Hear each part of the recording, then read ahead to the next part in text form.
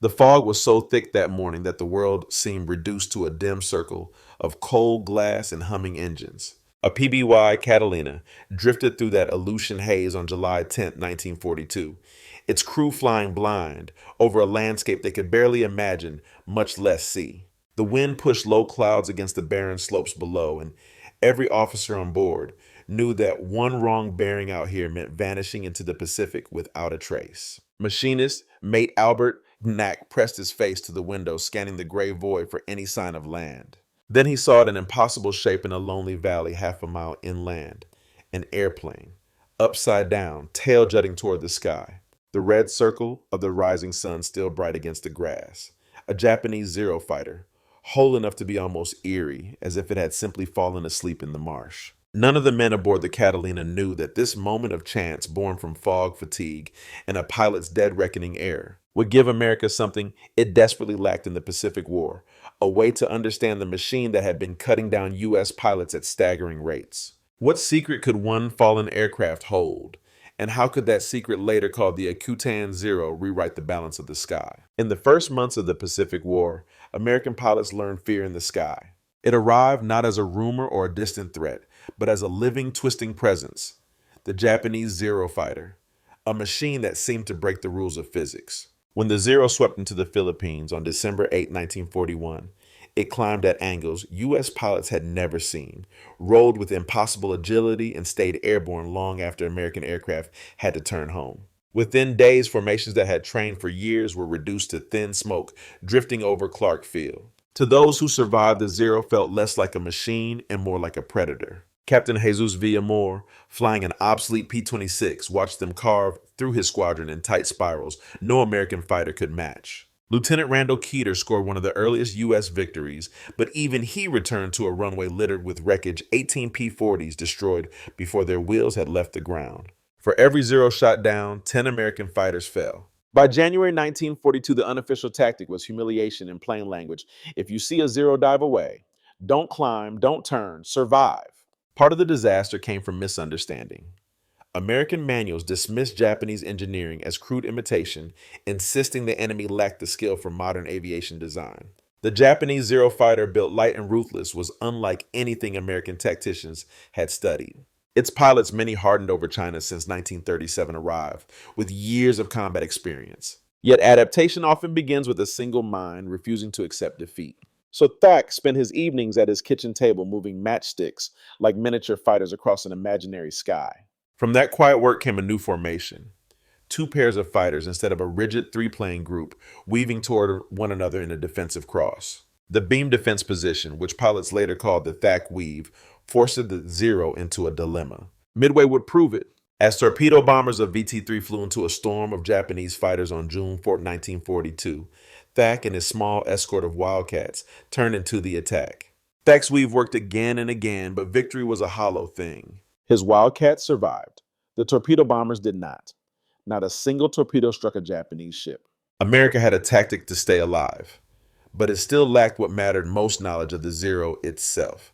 The kind of knowledge that Akutan Zero would soon deliver, unexpected, intact, and world-changing. Far from Midway's burning horizon, another chapter of the Pacific War was unfolding in the cold, wind-scoured Aleutians. While fleets clashed in the Central Pacific, the Japanese carrier Ryujo launched a smaller diversionary strike northward, an effort meant to confuse American commanders and stretch their defenses. Among the pilots assigned to this mission was Petty Officer First Class Tadayoshi Koga, a 19-year-old aviator scarcely taller than the cockpit he flew in. He had grown up in rural Japan, the son of a carpenter, and had mastered the Japanese Zero fighter the way a craftsman knows his tools, instinctively, precisely, almost reverently. On June 4, 1942, Koga's three-plane section approached Dutch Harbor through low clouds. The Americans threw everything they had into the sky: machine gun fire from ships, rifle fire from shore, bursts of desperation reaching upward. One 50 caliber bullet tore through the Zero's oil line, leaving a dark spray over the Aleutian air.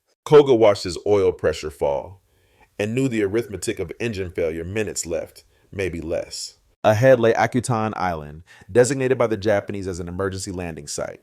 Koga lowered his landing gear. His wingman, Petty Officer Tsugo Shikata, instantly sensed danger. The grass below glistened with an unnatural sheen. It wasn't firm earth. It was bog waterlogged soil, hidden beneath a carpet of summer green. His wheels touched the grass and sank instantly. The Zero pitched forward. The aircraft flipped, slammed down, inverted, and came to rest with its tail pointing toward the sky. Koga died instantly, his neck broken by the violent deceleration. Shikata and the section leader, Chief Petty Officer Makoto Endo, circled helplessly overhead. But the cockpit was inverted and the glass was too coated with mud to see inside. In that suspended moment, human loyalty outweighing military doctrine, they broke off and returned to Ryujo, leaving the wreck untouched. For 36 days, the wreck lay undisturbed, sinking slowly into the marsh as fog moved in and out like a tide of ghosts. The Zero waited, perfectly preserved by cold and silence, its secrets intact. A secret. The Americans would soon uncover one that would transform this lonely crash site into the birthplace of the Akutan Zero, the single most consequential captured aircraft of the entire Pacific War. The Aleutian fog had hidden Koga's wreck for more than a month, but chance, just as it had shaped the crash, would reveal it.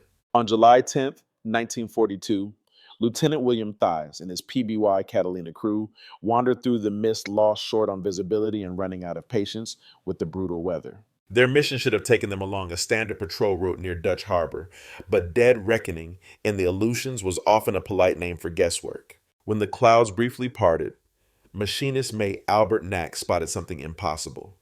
A fully intact Japanese Zero fighter, upside down in a lonely green valley. A recovery team landed the next day, hiking through wet tundra and ankle-deep mud until they reached the overturned fighter. Inside, they found Koga's remains still strapped into the cockpit. The men buried him on a small rise overlooking the crash site.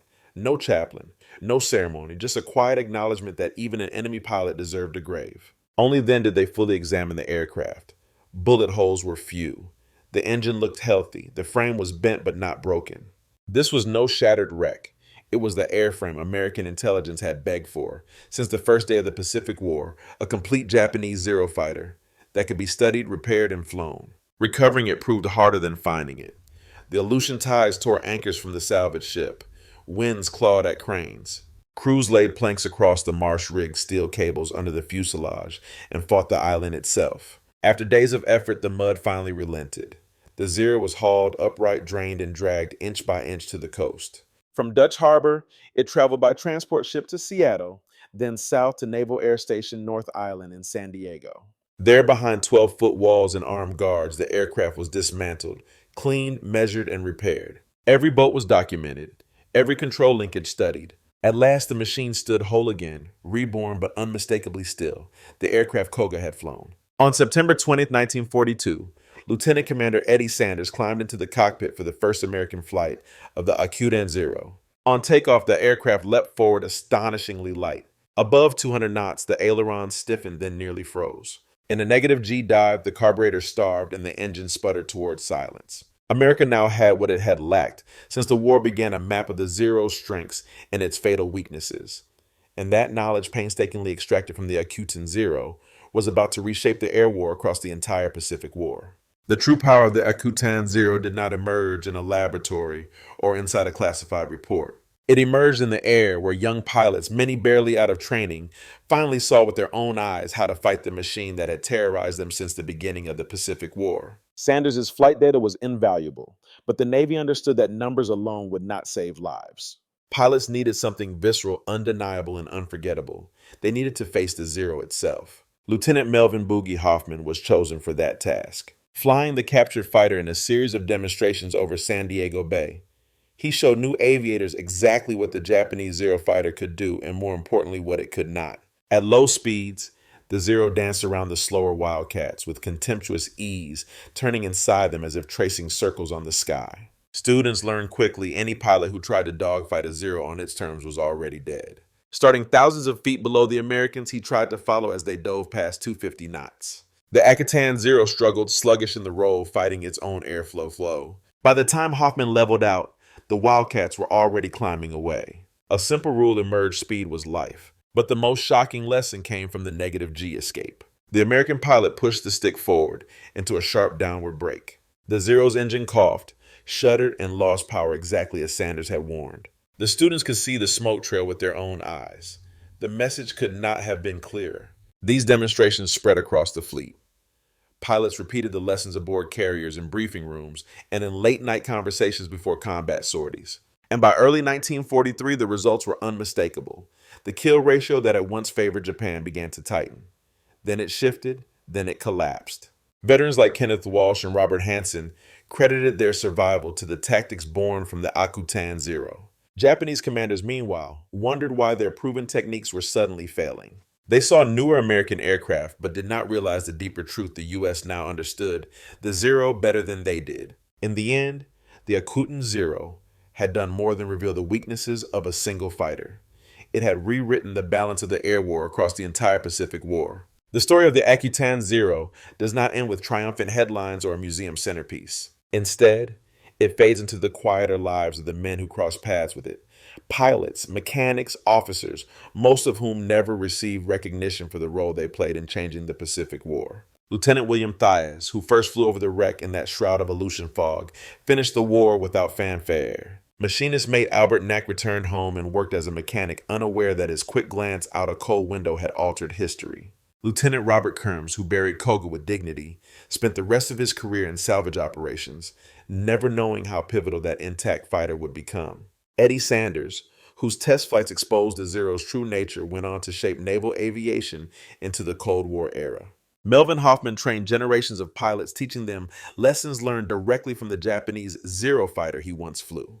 And John Thack, the tactician, whose weave saved countless lives, rose to the rank of admiral, forever linked to the doctrine that helped neutralize Japan's early advantage. Then there is Tadayoshi Koga, the young aviator at the center of it all, whose story remained incomplete for decades. He died alone in a freezing valley thousands of miles from home, yet the aircraft he piloted would echo across the entire Pacific War. Historians on both sides later agreed losing the Akutan airframe was a strategic blow nearly as severe as the defeat at Midway. In 1945, during a routine day on the tarmac at North Island, a helldiver skidded out of control and tore through the fuselage of the Akutan Zero. No dramatic blaze, no final flight, just the quiet destruction of a machine that had already given everything it could.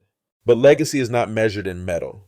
It survives in the tactics pilots trusted in the training that saved their lives. A single moment of compassion from two Japanese wingmen who could not bring themselves to fire on their friend unleashed a chain of consequences that reshaped the air war. War is often remembered for its grand strategies and mighty fleets. Yet sometimes history turns because of fog chance in the human heart. And in the case of the Akutan Zero, those small fragile moments changed the sky over the Pacific forever.